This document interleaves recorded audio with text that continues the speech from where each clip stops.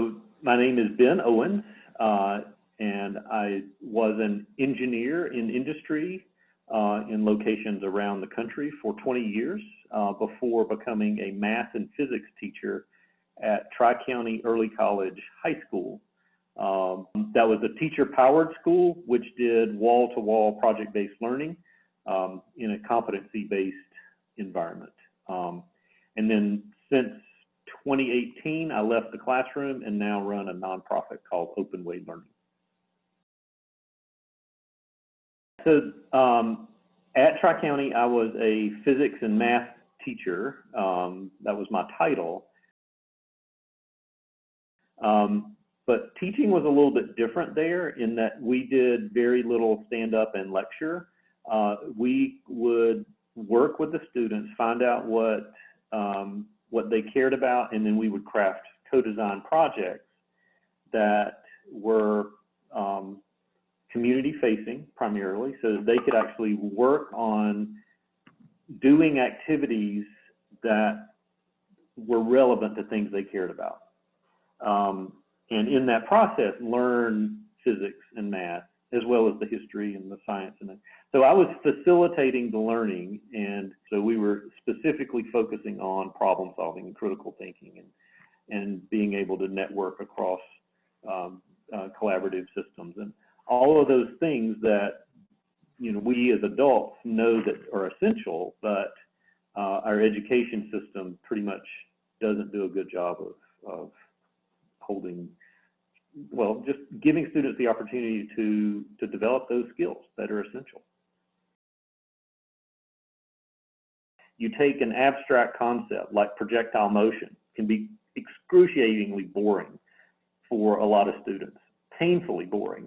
But you put it in the context of, I get to design a full-size trebuchet, now it's all of a sudden exciting.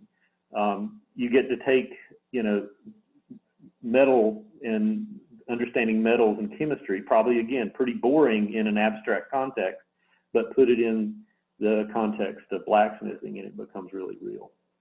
So that was the power of project-based learning, experiential learning that we did.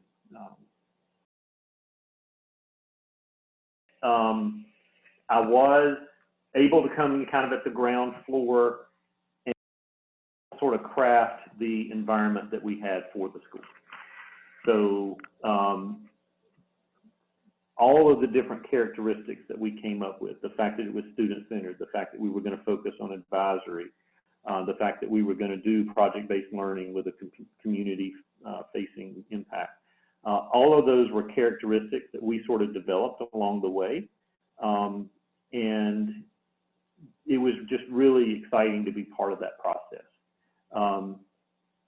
It was certainly not perfect because anytime you do something that's that radically different, you're going to get pushback. We were a district school, so we were not a charter. We were or not an independent school, but under the control of the local school board. And we certainly had our skeptics early on. That we started winning the community over to see that this was actually something that was really exciting and worth doing. And it was all, yes, the academics were there and it was rigorous, but what transcended that again was these, the Tony Wagner 7 survival skills that he mentioned. And that was essentially our mission and vision that we worked on. This was not a traditional environment. And there was this fear that, well, wait a minute, if I don't go to the traditional schools, which, you know, in all due respect to the traditional schools, they're serving a purpose and students who go there, I'm sure, are quite happy. But we were saying there is an alternative, that you don't have to do one-size-fits-all classes that are predominantly stand and deliver type of environment that focus on test scores as the meaning of success.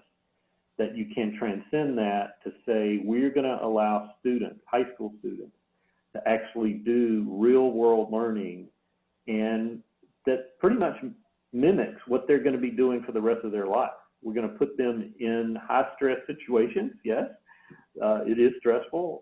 It's not going to be, you know, siloed learning. It's going to be cross curricular. because that's the way the real world works.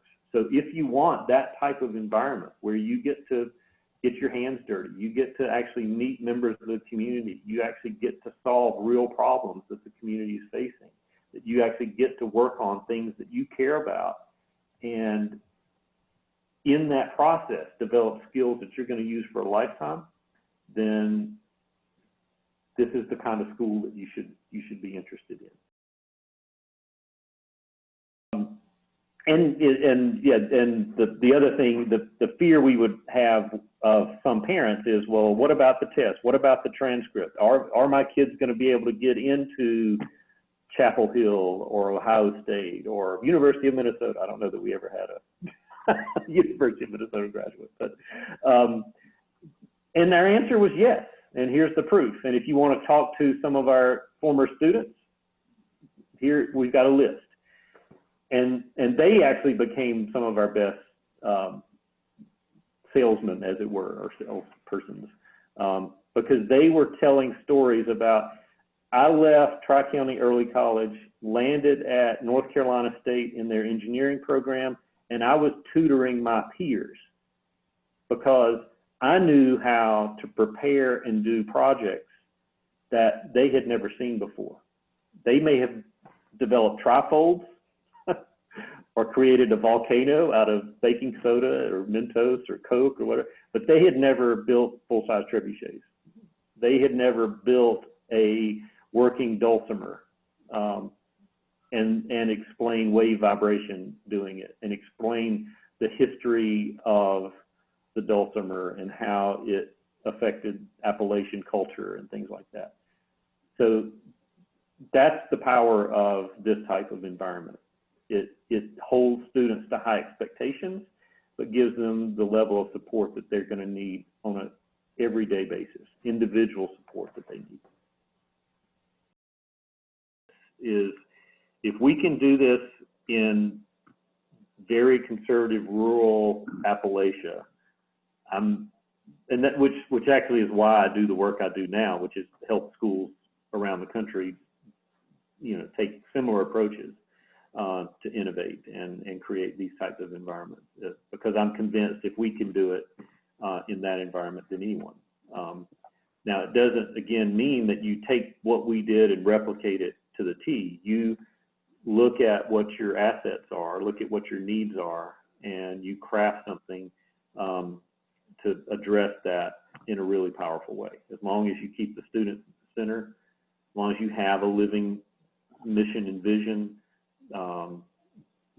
that you have some form of distributive leadership where everybody's voice matters, that you build a deep level of collaboration, peer-to-peer, student-to-student, and every slice and dice you want to do that.